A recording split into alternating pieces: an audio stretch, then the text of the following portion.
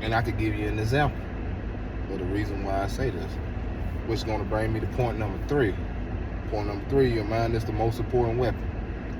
So I'm just explaining this point with an example. I was dealing with an inmate who was having a disagreement with an officer. He was in there for life. I get called there because at this time I think I was a sergeant, and I get called to this dormitory because another sergeant was having an issue with this inmate. I get there, I see the inmate. I know the inmate. I know he's in there for life. For some reason, I don't know why, and I would never be able to explain the psychology behind this, but for some reason, the inmates that are locked up for life are the least trouble inmates. I don't know why.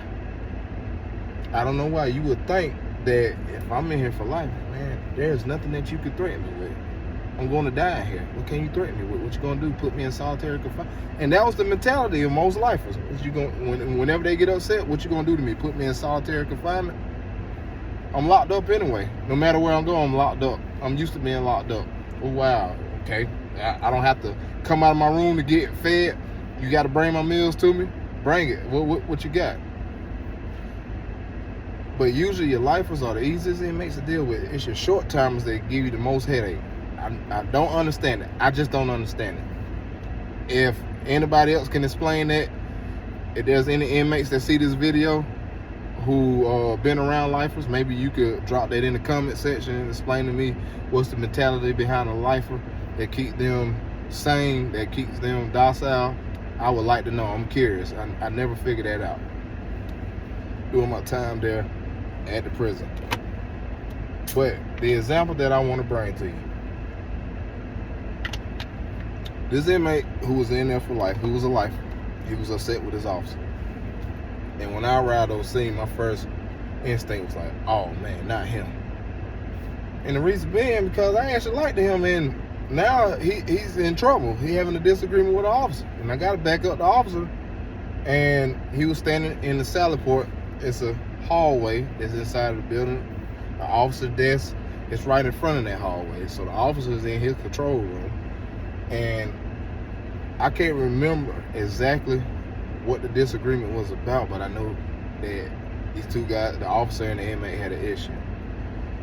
And the inmate straight up told me the issue he had with the officer. He was explaining to me his side of the story. And he ended it with this.